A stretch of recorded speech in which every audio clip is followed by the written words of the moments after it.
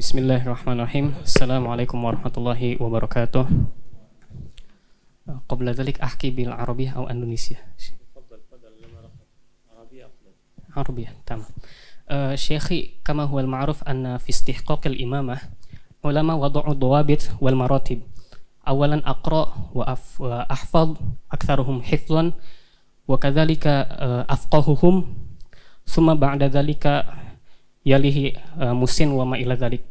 Lakin wajadtu fil mujtama' aghlabuhum qaddamu akbaruhum sinnan. Fal mushkilati allati wajahtu indama udtu ila qaryati wajadtu anna aghlabul a'immah yaqra'una ala mustawa adna minal qira'ah, yani sawun kana fi makharijul huruf wa al-mudud wa ma ila dhalik fit tajwid.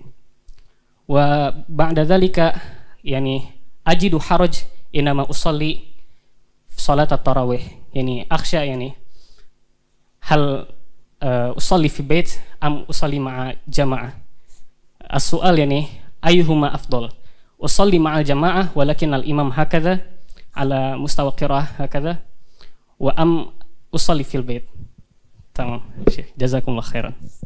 طيب الله يبارك فيك ونحمد الله سبحانه وتعالى الذي جعل لك الموضوع موضوع الدعوة بعد عودتك من الدراسة، فهذا يعني أول شيء تواجهه وأول تطبيق منحك الله سبحانه وتعالى بهذا الموضوع وهذا الواقع. Jadi ini bertanya salah satu di santri kita di PKU, ini termasuk yang senior, baru kembali dari Istanbul. Jadi ada beberapa santri kami yang di Madinah, di Mekah, di Tripoli, Al-Azhar, ini dari Istanbul. Ini baru selesai S1, akan nyambung ke S2, S3 insyaallah. Semuanya sama, ada yang dari akademia. Jadi pertanyaannya singkatnya, untuk menjadi imam itu ada kualifikasi. Nanti ada masalah klasik di masyarakat kalau di antara imam itu tidak memenuhi kualifikasi, sementara kita berada di belakang imam yang sholat. Pilihannya seperti apa? Saya coba bagi kepada dua bagian dulu ya. Yang pertama, fikih imam. Fikih imam itu ada urutan. Yang pertama adalah kematangan dalam fikih, afqahuhum, ya. Jadi yang paling faqih di antara para jamaah itu, fikihnya dibatasi setidaknya fikih sholat. Jadi memahami tentang tata cara hukum-hukum sholat, bukan sekedar rukun dan syarat, ya, bukan sekedar rukun dan syarat, tapi juga dari segi pengetahuan tentang fikih sholat, tentang tumakninah, tentang pengetahuan jamaah. Nah, misal tentang pengetahuan jamaah itu begini, imam itu sebelum sholat biasa nengok ke belakang kan, ya. Nah itu bukan sekedar memastikan rapat dan lurus, tidak, tapi lihat siapa yang sholat. Nah, mungkin di belakang yang sholat itu ada yang tidak kuat bacaan panjang, ya kan? Ada yang sedang transit, ada yang mampir. Nah, kalau kita di sini karena i'tikaf, pesertanya juga sudah terfokuskan, ya, dan sudah diinfokan dari awal. Kalau tarawih kita setengah juz, malamnya setengah juz, ya. Jadi rata-rata punya kesanggupan.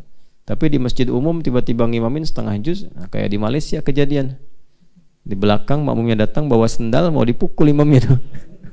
Karena nggak kuat gitu. Nah itu di masa Nabi kejadian juga. Ada imam, ya, setelah riwayat disebutkan Mu'adz bin Jabal ngimaminnya Isya, bacanya Al-Baqarah sampai selesai. Nah, begitu nengok ke belakang makmum udah bubar. Itu di zaman Nabi tuh. Ya, cuman beda wilayah. Jadi Mu'adz sedang bertugas ngimamin Isya, kata Mu'adz, ini jamaah pada munafik nih. Karena ciri orang munafik salah satunya malas sholat Isya. Hati-hati ya. Jadi kalau ada sudah perasaan malas sholat Isya, nah itu mesti khawatir. Nah, boleh jadi ada kesibukan dunia yang terlalu padat sehingga lupa dengan akhirat. Maka jamaah marah dengar itu. Bukan kami munafik, kamu yang kepanjangan, kata imam ini. Maka diadukan pada Nabi sallallahu alaihi wasallam. Begitu diadukan, apa komen Nabi? Kurang lebih Nabi bertanya dulu. Nah, inilah bijaknya Rasulullah, tidak pernah menghukumi tapi memberi contoh bagaimana menimbang semua persoalan dengan jernih. Ditanya, kenapa Mu'adz, katanya? Wah, itu belakang imam saya, makmum saya munafik semua, katanya. Ya, ngimamin saya sholat isya, begitu saya nengok bubar. Ditanya jamaahnya, kenapa? Bukan kami yang munafik ya Rasulullah, ini Mu'adz bacanya kepanjangan. Kira-kira aja, katanya, kan mereka banyaknya berkebun, ya kan? Banyak beraktivitas. Orang-orang awam yang tak terbiasa panjang, begitu di belakang dibacain Baqarah, kan? Biasa main kulhu, sekarang Baqarahan, kan? Maka ditanya, Mu'adz, kamu kenapa baca Baqarah? Ya, maka kata Mu'adz, ya Rasulullah, saya kan pernah sholat di belakang Anda. Ya, Anda Rasulullah SAW bacanya Al-Baqarah, maka saya praktekkan. Maka kata Nabi, ya Mu'adz, saya baca Baqarah, makmumnya kamu, di belakangnya kamu, tapi kamu baca Baqarah di belakangnya siapa? Nah, itu yang penting kita lihat. Sehingga beberapa sahabat yang lain ada yang ketika mengimami itu praktekkan kulhu terus. Ya, sampai jamaah bosan nih, kasus lain nih. Jamaahnya bosan, main kulhu terus.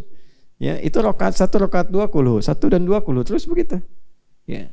Lalu diadukan pada Nabi. Begitu diadukan, ditanya, "Kenapa kamu baca kulhu?" Nah, ini riwayat yang pernah kalau tarawih rakaat keduanya kulhu ya. Rakaat pertama misalnya baca surat apa, kedua kulhu, terus gitu. Itu ada sanadnya. Nah, maka ketika disampaikan demikian, maka dikonfirmasi, "Kenapa kamu baca kulhu?" Kata sahabatnya, "Ya Rasulullah, di dalam surat Al-Ikhlas itu terdapat semua sifat-sifat Allah, sedangkan saya senang dengan sifat Allah itu." Maka langsung mendapatkan hadis qudsi, ya, disampaikan, kata Nabi sallallahu alaihi wasallam, Allah mencintai engkau karena engkau mencintai sifat-sifatnya. Nah, itu sanad kulhu. Tapi jangan jadikan alasan untuk kulhu terus gitu ya, karena nanti ada surat-surat yang lain. Nah, jadi yang pertama yang harus dilakukan itu faqih, paham dengan jamaah. Yang kedua, paham fikih salat kaitan dengan tumanina, ketenangan. Ya. Selain yang kedua, selanjutnya setelah afqah itu aktsaruhum hifdzan, yang paling banyak hafalannya. Ya, supaya enggak banyak subhanallah di belakang. Ya.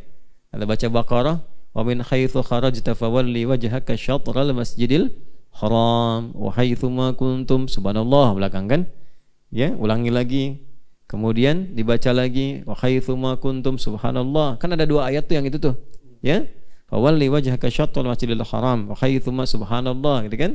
Karena enggak dibetul-betulkan akhirnya imamnya bingung nengok ke belakang. Lalu apa yang benar katanya? Batal semua tuh. Ya. Jadi imam pun harus banyak juga hafalan. Baru yang ketiga ukurannya akbaruhum sinnan. Ya, yang paling senior. Karena banyak pengalamannya, biasanya lebih kedekatannya kepada Allah. Tapi ukuran pertama tetap, walaupun senior, fikih salatnya belum maksimal, dahulukan yang junior.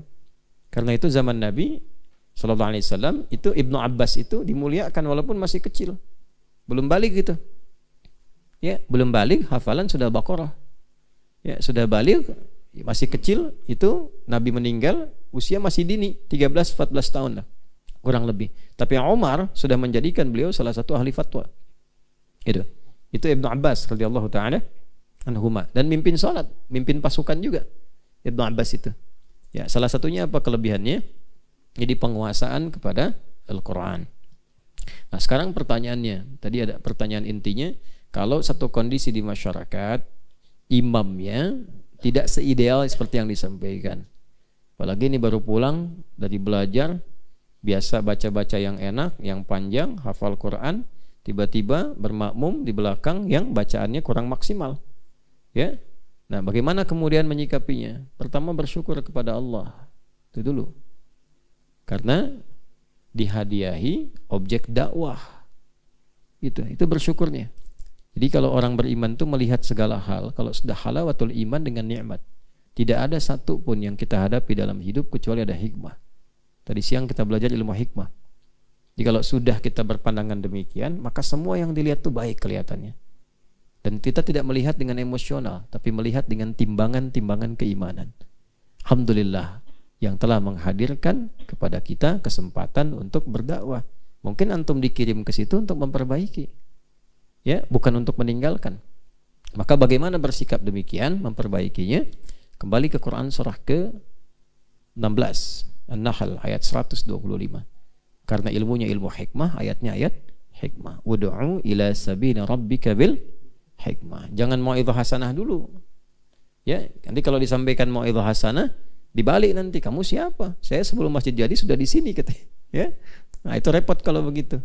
Maka bagaimana caranya? Misal nanti dibuat satu pengajian, diundang menerangkan tentang keutamaan sholat, keutamaan bacaan. Bawa qari, nggak usah antum dulu, bawa siapa? Nanti berikan contoh jadi imam. Nah, setelah itu dicoba. Ya, saya pernah praktekkan waktu ngasuh pesantren di Jakarta. Jadi ahli Quran juga, al-hikmah namanya. Nah, itu qadar Allah yang banyak di situ itu awal-awal itu para pejabat. Itu yang bangun masjidnya, kemudian support pesantren awalnya itu. Nah, karena menjabat di kantor ingin menjabat di masjid. Jadi imam di kantor ingin jadi imam di masjid. Nah, saya baru datang ke situ, pengen jadi imam. Dan listnya banyak juga itu. Bacaannya tidak ideal. Ya, sehingga saya sampaikan, bagus Pak. Pertama saya uji dulu, kenapa Bapak mau jadi imam? Ya, sementara bacaannya kan belum optimal. Justru ketika jadi imam itu bisa dibetulkan Ustaz di belakang. Saya bilang bagus Pak, bagus. Itu sesuatu yang tidak mudah mendapatkan nikmat pengen jadi imam. Ya, tapi daripada dibetulkan saat sholat, lebih baik begini, sebelum sholat apa yang mau Bapak baca, setorkan dulu sama santri. Supaya saat dibaca kesalahannya jadi minimal. Nah, sambil nanti nunggu setoran, saya imamin dulu. Nah, nanti saya gantian santri, Bapak tetap jadi imam, cuma imamnya zuhur dan asar. Tetap jadi imam, kita tidak menurunkan statusnya. Nah, biasanya kalau orang tinggi jangan turunkan statusnya, tetap imam. Jadi Bapak tetap imam sambil setoran, nanti yang maghrib, isya dan subuh saya gantian sama santri. Setelah nanti ayatnya Bapak lancar, bagus, langsung Bapak ambil posisi, pilih. Baiknya, sepakat tuh. Tetap imam zuhur sama asar, kan nggak bunyi ya, baik kan? Nah, tapi kita nggak turunkan statusnya. Jadi begitu maghribnya kita imami, udah merasa enak. Isyanya diimami, santri imami, subuh gantian. Nah, begitu mereka sudah agak baik, saya sampaikan, Pak silahkan imami. Oh enggak lah, katanya itu aja bagus. Ya. Nah, jadi kesadaran itu kalau pakai ilmu hikmah tak harus langsung menyalahkan. Ya. Jadi yang pertama diambil sikap, kalau memang dihadapi demikian tidak bisa langsung dibetulkan, supaya tidak menghindari fitnah sholat di belakang, takriman di awqatus sholat, lalu mengulang, ya, lalu mengulang minimal fardunya aja. Ya, sunnahnya bisa, kita kan bisa tempat lain misalnya atau di rumah. Nah, untuk fardunya teruskan. Ya, jadi di situ takriman di waktu sholat, nanti mengulang setelah itu. Jelas ya? Nah, tapi jangan ditinggalkan masyarakatnya. Setelah itu buat satu sesi pengajian. Ya, seperti yang tadi disampaikan, dengan niat untuk berdakwah, untuk ibadah, bukan menyalahkan orang lain. Jadi ingat selalu begitu, fikih dakwah itu kuncinya bukan menyalahkan. Jadi kalau ada orang salah, itu kesempatan yang Allah berikan pada kita untuk menampilkan yang benar, bukan menyalahkan orangnya. Karena boleh jadi belum tahu. Nah, orang belum tahu itu diberitahu, bukan dipersalahkan. Jelas ya? Nah, itu inti yang paling dasar. Wallahu a'lam bishawab.